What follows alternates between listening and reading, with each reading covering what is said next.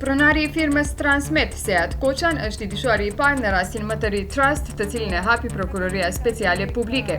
Si I dyshuari I dytë dhe I tretë janë drejtori I Silex Nemetali, Vasilije Avirović dhe administratori I firmës Vato nga Shkupi, Safet Vatić.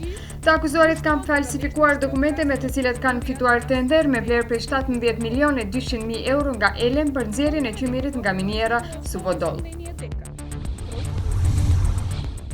Në rastin për hetimin në lidhje me financimin e fushatës parazgjedhore të partisë politike VMRO-DPMN është ushtruar ndikim ndaj dëshmitarëve, kumtoi sot prokuroria Lença Ristoska nga PSP.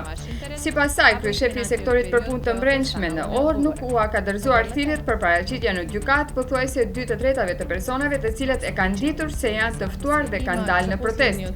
Ristoska akuzoi se persona nga partia u janë kërcënuar në prani të vet kryeshefit.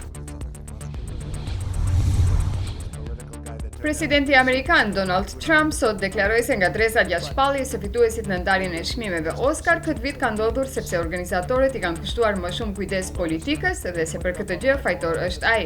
Sipas tij, gjithë ceremonia ishte e mirë sepse ka munguar glamuri I zakonshëm që e karakterizon këtë ceremoni.